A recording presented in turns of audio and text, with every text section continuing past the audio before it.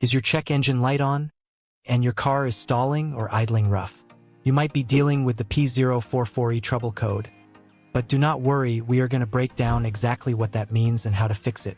This generic OBD2 trouble code indicates that your engine computer has detected an intermittent or erratic electrical signal in the C circuit of your exhaust gas recirculation valve, which is commonly known as the EGR valve.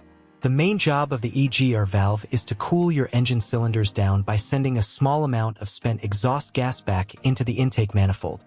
This process keeps the cylinder head temperatures below 2500 degrees Fahrenheit, which stops harmful smog causing emissions from forming. When this system fails, the first symptom you will notice is the service engine soon light illuminating on your dashboard. Depending on exactly how the valve fails, you might experience a very rough idle, or your engine might stall completely when you come to a stop. If the valve is stuck, you might even hear a pinging or knocking sound when you accelerate under a heavy load. However, in some cases, you might not notice any driving symptoms at all.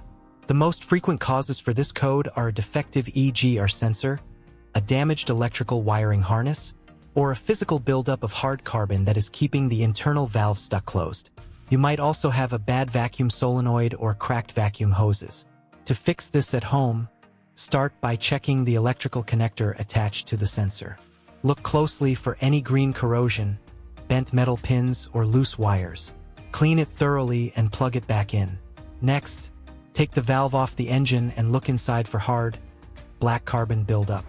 Clean all of that out so the internal parts can move smoothly. Finally, inspect the vacuum lines. If you drive a Ford, check the two hoses going to the pressure sensor at the back of the manifold, as they often get clogged with carbon and can be cleaned out with a small tool. If you have cleaned the valve, checked your connections, and the code still comes back, it is time to visit a professional mechanic.